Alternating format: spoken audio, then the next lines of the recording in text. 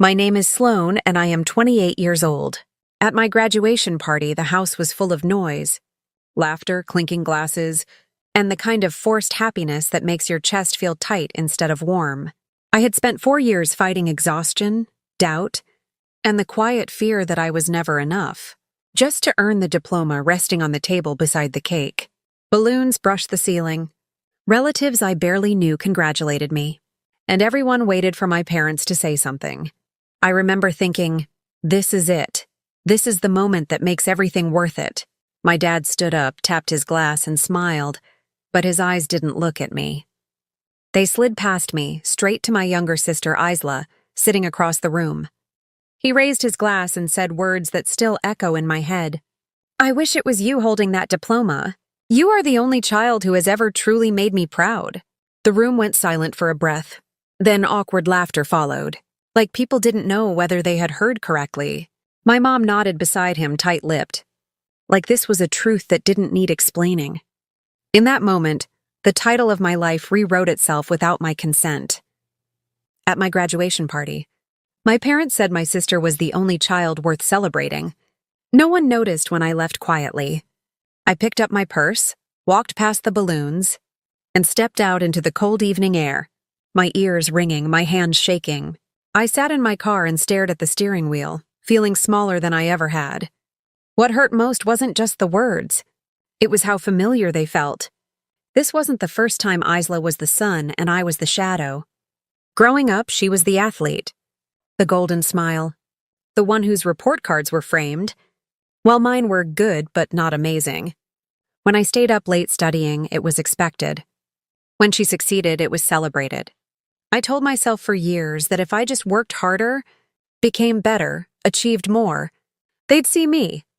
That night, I finally understood they already had, and they still chose her. I drove until the lights of the city blurred, replaying my dad's toast over and over. The only child worth celebrating. By the time I got home, something inside me had gone quiet. I didn't cry. I didn't scream. I felt empty, and in that emptiness, a decision began to form, though I didn't yet know its shape. Over the next few weeks, the calls from my parents slowed, then stopped. No one asked why I had left early. No one apologized. My sister posted photos from the party online, smiling under a caption about family pride. I threw myself into work, taking extra shifts, saving every dollar, telling myself independence was the only applause I needed. Late at night, though, the words haunted me, especially the part that felt like a knife twisted slowly. You are the only child who has ever truly made me proud. I started asking myself dangerous questions. What if I stopped trying to impress them? What if I built a life that didn't need their approval at all? The thought scared me, but it also felt like oxygen. I remembered the final line people would later whisper about that night. No one noticed when I left quietly. What I did after that shocked everyone. Back then, no one knew, not even me, how true that would become. All I knew was that I was done begging for a seat at a table, where I was never wanted. That graduation party wasn't an ending. It was the spark. And if you want to know how a woman who was told she wasn't worth celebrating turned silence into something that shook my entire family, make sure you subscribe to the channel right now, because what comes next changes everything. After that night, I disappeared from my parents' world without making an announcement. I didn't block them. I didn't send a dramatic message. I simply stopped chasing. Weeks turned into months, and in that quiet space, I rebuilt myself piece by piece. I took a job no one thought was impressive enough, then turned it into an opportunity by outworking everyone in the room. I moved into a small apartment with peeling paint and thin walls, but it was mine. And every morning, I woke up without the weight of trying to earn love.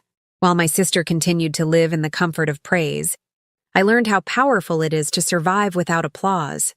I enrolled in additional certifications after work, studied until dawn, failed twice, passed on the third try, and kept going. Slowly, something shifted. People at work started asking for my opinion. Then they started trusting me with responsibility. Then they started promoting me. 2 years after that graduation party, I was offered a position that changed everything. One that paid more than my parents ever imagined I could earn. That's when the phone calls started again. My mom suddenly wanted to catch up. My dad left voicemails filled with pride that sounded suspiciously new. Even Isla reached out, her messages carefully worded, as if she wasn't sure who I had become. I didn't rush to respond. I had learned that my worth didn't increase just because they finally noticed it. The real moment came when my parents invited me to a family dinner, saying they wanted to celebrate my success. Sitting at that table felt like stepping into a memory that no longer fit me. My dad cleared his throat, just like he had at my graduation party, and said, "We always knew you'd do something great." I looked at him calmly and replied, "No, you didn't. You told me I wasn't the child worth celebrating." The silence that followed was heavier than the one at my graduation. My mom's eyes filled with tears, and Isla looked down at her plate, uncomfortable for the first time in her life. I wasn't angry anymore. I was honest. I told them how those words had shaped me, how leaving quietly that night was the moment I stopped living for their approval. I reminded them of the toast, the nod, the way no one noticed when I walked out. My dad tried to interrupt, but I finished what I needed to say. At my graduation party, my parents said my sister was the only child worth celebrating, until you needed someone to be proud of. That was the truth, and it landed hard. I didn't stay long after that. I wished them well and left with my head high, not because I had proven them wrong, but because I no longer needed to. The shock everyone talked about later wasn't my success, or my money, or my career. It was my peace. It was the fact that I didn't beg for validation anymore. Over time, my relationship with my sister changed. Without our parents' constant comparisons, we found a fragile honesty between us. She admitted she had always felt pressured to be perfect, afraid of falling from the pedestal I never wanted. We weren't close overnight, but we were real, and that mattered more. As for my parents, they learned slowly that love given conditionally comes at a cost.